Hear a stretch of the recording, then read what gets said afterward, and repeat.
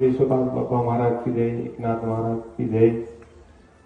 ते माझा अनुभव मला रामायण पारायणासाठी मला श्रावण महिन्यामध्ये मला या वारी करण्याकरता मला वेळ मिळाला नाही, तरी माझ्या मनामध्ये एक शंका होती की माझ्या चुलतीचा जीव जाण्यासारखा बी आहे आणि माझी आताची पण वारी का चुकती का हे माझ्या मनात ठामते। मी विश्वास धरून बसलो, परंतु आठवण केली सुभाष बापाला आणि एकनाथ महाराजाला फोन लावला, बापा माझी वारी चुकती का काय हे माझ्या मनामध्ये असा विचार आला। त्याच्यानं मी फोन लावलो की शेवटचा पर्याय हाच आहे की ते वाचवणार आहे तो सुभाष बापा आहे आणि आशीर्वाद मिळेल, एकनाथ महाराजांचा आशीर्वाद मिळाल्याशिवाय हे शक्य होणार नाही असा माझ्या मनात विश्वास होता। म्हणून कळकळी लोकांचा जरी विश्वास नाही बसला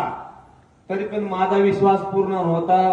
लोक बाबा म्हणायचे तुम्ही पैसे टाकत नाही का टाकत नाही, माझ्या मनाला थोडा बापाला मला खोटा बोलावं लागलं, बापाला खोटा बोलावं लागलं की लोकांच्या मनामध्ये विश्वास नाही, बापा येणार की नाही येणार की नाही। पण मी म्हणतोय बापा आल्याशिवाय राहत नाही, मी हे पूर्ण विश्वास करतो। त्याच्यानंतर 2 तासाच्या नंतर पैसे टाकावं लागले फोन पेवर, पण बापा याचे काही रुकले नाही।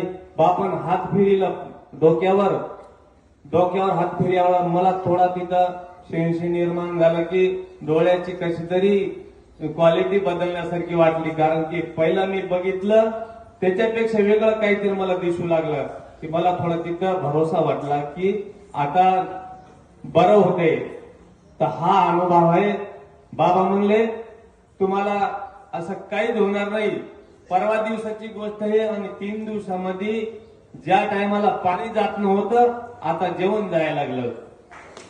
टाळ्याच्या गजरामध्ये स्वागत करूया।